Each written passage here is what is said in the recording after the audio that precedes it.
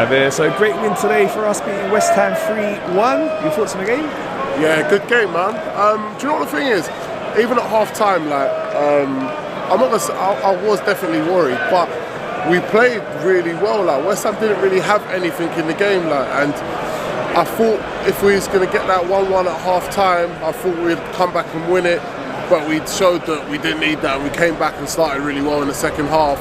But in the first half, we actually played well. The only thing that was letting us down, and it was still in the second half quite apparent as well, was just final ball from the wingers. I feel like if we got that right, we'd have blown away in the first half anyway. We was all over them. And even in the second half, they didn't really have anything anyway. So it was a great performance, man. And especially coming back after that length of time, we didn't really know what Arsenal were going to see. Jesus out, a lot of pressure on Eddie's shoulders. But even in the first half, watch Eddie in the first half.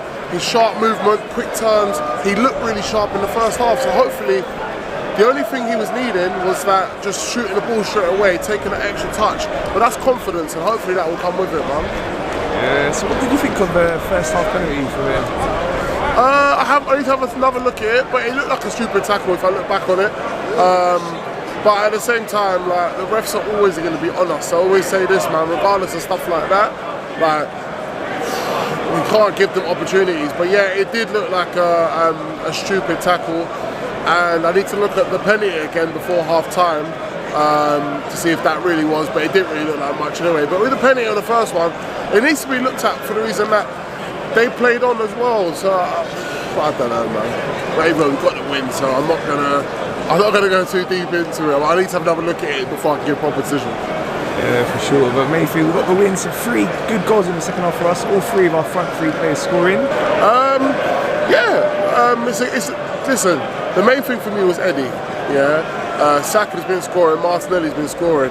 The main thing for me was Eddie getting that goal, and hopefully we can get Eddie that signed the contract, because every time he has played for the season, he hasn't looked bad. The little opportunities he's got, do you know what I mean? You can't judge him on Europa, because Europa's Europa, but any Premiership game he's come in, he's looked alright. So I'm hoping that this could be the start and he can actually push on and get some goals, man. But everyone needs to chip in.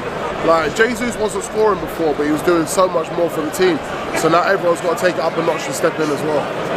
Yeah, it was vital, as you were saying, after the break to see how we came back. We were in such good form before the international break, so it was a really important win. It's the main thing is that we're united, yeah?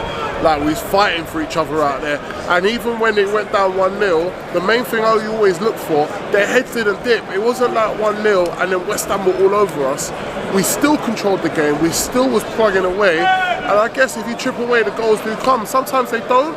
Like the Martinelli goal, really, that keeper should be getting beaten at the near side there. But we had a lot of chances against them. And I just feel if the wingers and we get it right in the final third, we blow away these teams 3-4-0 with ease. Yeah, I said, listen, rewind on my last video. What did I say to you? I said 3-1, 4-1, bro. I knew we could do that, yeah? But it's getting that final ball and we can do that every time. Okay, who was your man of the match today? Ooh. Do you know what? Odegaard. Yeah. I feel Odegaard, he was just controlling that tempo, and I said we need Odegaard to step up and make sure that he's providing that link between midfield and striker, yeah? And I feel it was between Odegaard and Eddie, but I just feel Odegaard's little dinks, little touches, little bits and bobs that he was doing around the box was just it was out of this world in certain parts. 2 assists. But yeah, if it isn't Odegaard and Eddie, but definitely Odegaard today, man, for me.